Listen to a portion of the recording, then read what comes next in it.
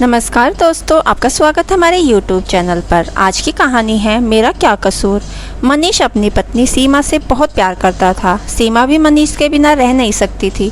उसका हीरो का व्यापार था, पैसे की कोई कमी नहीं थी। एक दिन मनीष अपने ऑफिस में बैठकर काम कर रहा था, तभी उसे एक बड़ा ऑर्डर मिलता है। मनीष अपने मैनेजर से बात करता है। मनीष ने कहा, सुनो राकेश, यह हमारा आज तक का सबसे बड़ा ऑर्डर है। मैं अभी बैंक जा रहा हूँ। इस ऑर्डर को पूरा करने के लिए मुझे बैंक से लोन लेना पड़ेगा। तुम स्टाफ से कहो कि वे इसे पूरा करने के लिए तैयार रहें। हो सकता है हमें दिन रात काम करना पड़े। राकेश जी, सर आप चिंता न करें, सब हो जाएगा। मनीष सीधा बैंक पहुंच जाता है। बैंक मैनेजर से अच्छी जान पहचान होने के कारण उसे आसानी से लोन मिल जाता है। बैंक मैनेजर उससे कहता है कि वह कल सारे पेपर जमा करा दे।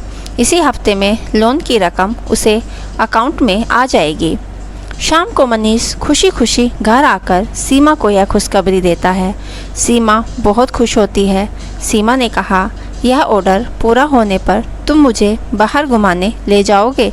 मनीष ने कहा, हाँ ठीक है, इंडिया से बाहर चलेंगे, लेकिन कुछ दिनों तक मुझे मेहनत करनी होगी। हो सकता है मैं घर भी ना आ सकूं। तुम चिंता मत करना। सीमा ने कहा, आप बेफिक्र होकर काम कीजिए, मेरी चिंता बिल्कुल मत कीजिए। 2 दिन बाद मनीष को ऑर्डर मिल जाता है। मनीष ने, राकेश मैं डायमंड लेने के लिए गुजरात जा रहा हूँ, 3-4 दिन में आ जाऊँगा। तुम एक काम करो, स्टाफ से बात करके रखो और ज़रूरत पड़े तो ज़्यादा स्टाफ हायर करने का प्रोसेस शुरू कर दो। ये ऑर्डर हमें हर हाल में समय पर डिलीवर करना है। राकेश ने कहा, सब हो जाएगा सर, लेकिन डायमंड लेने आप खुद क्यों जा रहे हैं? मनीष ने कहा, नहीं, मैं इतने सारे डायमंड के लिए किसी पर भरोसा नहीं कर सकता, मुझे खुद ही लाने होंगे। तुम यहाँ ध्यान रखना, मैं परसों तक आ जाऊँगा। अगले दिन मनीष दिल्ली के लिए फ़्लाइट लेकर गुजरात पहुँच जाता है। वहाँ अपने पुराने होलसेलर से मिलकर डायमंड खरीद लेता है। उसी दिन की फ़्लाइट से वापस आ जाता है। रात को करीब 11 बजे फ़्लाइट लैंड होती है। मनीष ड्राइवर को फ़ोन कर गाड़ी मंगवा लेता है। गाड़ी में बैठकर वह अपने घर की ओर चल देता है। रास्ते में सुनसान सड़क पर ड्राइवर तेज़ी से गाड़ी दौड़ा रहा था। मनीष ने कहा, सुनो, इतनी जल्दी क्या है? घर ही तो जाना है, ज़रा आराम से चलो। ड्राइवर बोला, जी साहब, लेकिन वह अपनी स्पीड कम नहीं करता। इसी बीच रास्ते में एक बूढ़ा आदमी सड़क पार करते दिखाई देता है। वह इतना धीरे चल रहा था कि गाड़ी के नीचे आ जाता है। ड्राइवर ने उसे देखकर गाड़ी की स्पीड कम कर दी, लेकिन वह भी सड़क पर आकर खड़ा हो गया। ड्राइवर को गाड़ी रोकनी पड़ी।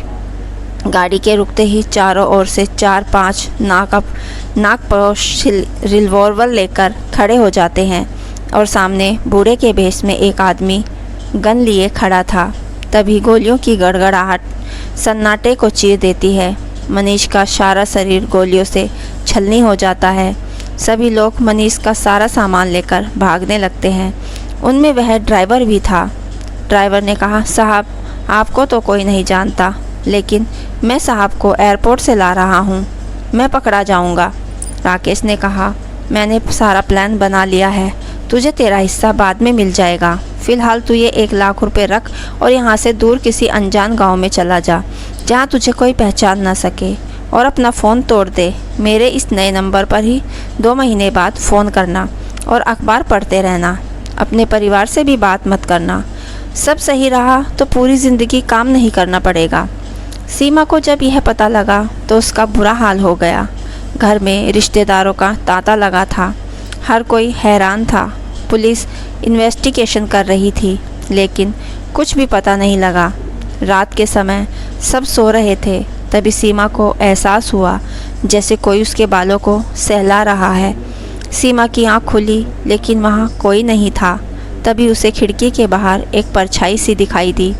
वह उठकर वहाँ गई तो देखा वह परछाई छत की ओर जा रही थी।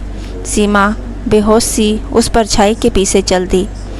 छत पर जाकर उसने देखा कोई नहीं था। वह लौटने लगी। उसे लगा उसका वहम था। तभी उसे किसी ने रोने की आवाज़ सुनाई दी। सीमा ने पलट कर देखा तो काले कपड़े पहने एक इंसान रो रहा था। सीमा ने कहा, कौन हो तुम, यहाँ कैसे आए? सीमा कुछ आगे बढ़ी तो उस इंसान का चेहरा दिखाई दिया। भयानक काली आंखें, लाल सुर्ख एकदम काला पड़ा चेहरा, मुंह से खून निकल रहा था। सीमा के पैर जम गए। वह भागना चाह रही थी लेकिन भाग न सकी। चीखना चाह रही थी लेकिन उसके गले से आवाज़ नहीं निकली। वह आदमी रो रहा था। मैं मरना नहीं चाहता था, उसने कहा। यह सुनकर सीमा का दिल धक से बैठ गया। यह तो मनीष की आवाज़ थी। सीमा तेज़ी से चीखी। घर की सारी लाइटें जल गई। सीमा वहीं बेहोश होकर गिर पड़ी। घर के सारे रिश्तेदार सीमा को ढूंढ रहे थे। तभी किसी ने छत के गेट खुलने देखे तो 3 लोग भागकर छत पर गए और सीमा को उठाकर नीचे ले गए। सीमा को पानी के छींटे मारे जिससे उसे होश आ गया। वह होश आने पर चीखने लगी। सीमा ने कहा, मनीष मनीष जाने दो मुझे, वो छत पर ही पर बुला रहे हैं। सबने मिलकर सीमा को पकड़ा लेकिन वह रुकने का नाम नहीं ले रही थी। सीमा की माँ ने उसे संभाला, पानी पिलाया। माँ ने कहा, बेटी क्या बात है, तू छत पर क्यों गई थी? सीमा ने कहा, माँ वो छत पर हैं, वो रो रहे हैं और कह रहे थे मैं मरना नहीं चाहता। माँ ने कहा, बेटी मनीष अब कहाँ से आएंगे, उनका तो अंतिम संस्कार भी हो गया। तुझे गहरा सदमा लगा है, तू सोने की कोशिश कर। सीमा ने कहा, नहीं माँ वो यही हैं। अगले दिन पुलिस वालों ने आकर बताया कि उनके ऑफिस का मैनेजर राकेश और ड्राइवर लापता हैं। इन्होंने ही शायद मिलकर यह काम किया है। राकेश को पता था कि मनीष डायमंड खरीदने गए हैं। सीमा चुपचाप बैठी थी जैसे उसे सबसे कोई मतलब ही नहीं था। इंस्पेक्टर ने कहा, मैडम आप इस बारे में कुछ जानती हैं? सीमा ने कहा, आप चिंता न करें, मेरे पति उन्हें सबक सिखाएंगे। माँ ने कहा, इंस्पेक्टर साहब इसे गहरा सदमा लगा है, आप बाद में पूछताछ कर लीजिए। इधर राकेश सारे डायमंड लेकर एक अनजान शहर में एक फ्लैट किराए पर लेकर रहने लगता है। रात को वह अपने फ्लैट में सो रहा था, तभी उसे कुछ खटखटा सुनाई दिया। उसने देखा तो बालकनी में एक परछाई थी। वह देखने गया तो उसे वहाँ एक आदमी दिखाई दिया। वही काले कपड़े, बाल बिखरे हुए, आंखें लाल और मुंह से खून बह रहा था। राकेश ने कहा, कौन हो तुम? मनीष ने बोला, अपने मालिक को भूल गया तू? राकेश, कौन? मनीष, लेकिन तू तो मर गया। मनीष ने कहा, लेकिन मुझे मुक्ति नहीं मिली। तूने विश्वासघात किया, तुझे सज़ा दिए बगैर मुझे मुक्ति कहाँ मिलेगी? राकेश अंदर की तरफ भागता है लेकिन जा नहीं पाता। तभी कुछ लोग नीचे से देखते हैं। एक आदमी बालकनी की रेलिंग पर खड़ा है। वे चिल्लाते हैं लेकिन वह आदमी रेलिंग से कूद जाता है। 20वीं मंजिल से सीधा सड़क पर आकर गिरता है। तभी पुलिस बुलाई जाती है। पुलिस लाश को पोस्टमार्टम के लिए ले जाती है।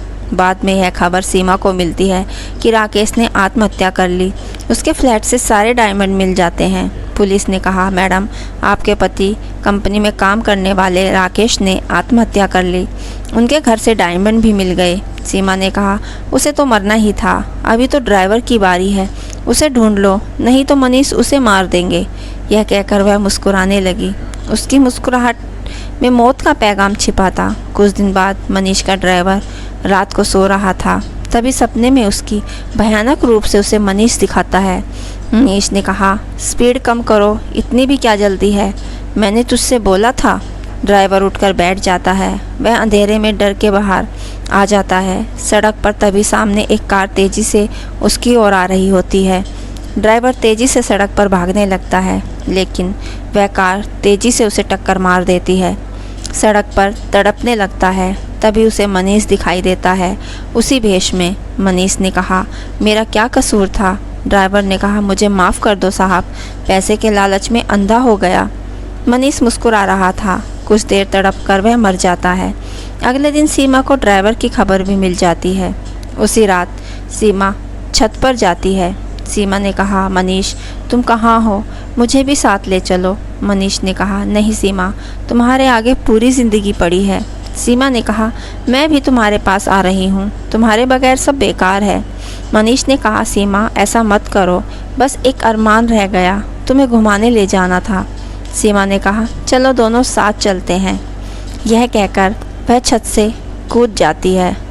दोस्तों, हमारी यह सस्पेंस स्टोरी आपको कैसी लगी हमें कमेंट बॉक्स में ज़रूर बताइए। अगर हमारी कहानी अच्छी लगी हो तो हमारे चैनल को सब्सक्राइब करना ना भूलें। कहानी को लाइक शेयर ज़रूर करें। कहानी सुनने के लिए आपका दिल से धन्यवाद।